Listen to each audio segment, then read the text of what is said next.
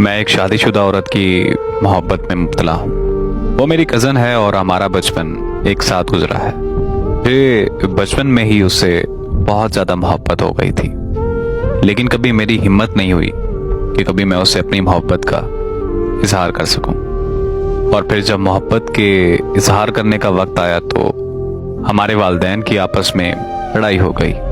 उस लड़ाई की वजह से हम दोनों का मिलना जुलना भी बंद हो गया और फिर 11 साल बाद हमारे वालिदैन की आपस में सुलह हो गई। लेकिन सुलह के वक्त मैं खुश नहीं था, बल्कि मेरा दिल खून के आंसू रो रहा था, क्योंकि जिससे मैं बचपन में मोहब्बत करता था वो किसी और से शादी कर रही थी।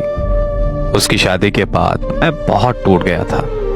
मैं उसे मुकम्मल तौर पर भूलना चाह रहा था, लेकिन भूल नहीं पा रहा था।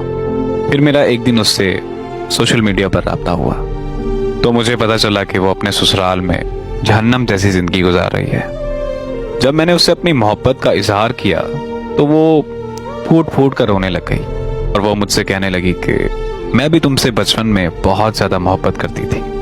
तो वो मुझसे कहने लगी कि हमारे वालिदैन की लड़ाई के बाद मुझे लगता था कि हमारे वालिदैन की जल्द सुलह हो जाएगी, लेकिन 11 साल गुजर चुके थे और मेरी उम्मीदें मुकम्मल तौर पर टूट चुकी थी।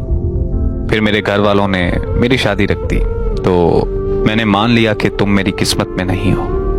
काश कि हमारे वालिदैन की लड़ाई कभी ना होती तो मैं आज जहन्नम जैसी जिंदगी ना गुजार रही होती। उसकी बातें सुनकर मुझे भी बहुत ज्यादा रोना आया।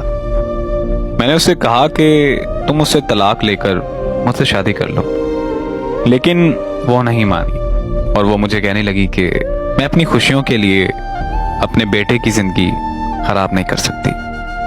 वो आज मुझसे दोस्त बनकर बात करती है, लेकिन मैं आज भी उससे बेइंतहा मोहब्बत करता हूँ और हमेशा करता रहूंगा।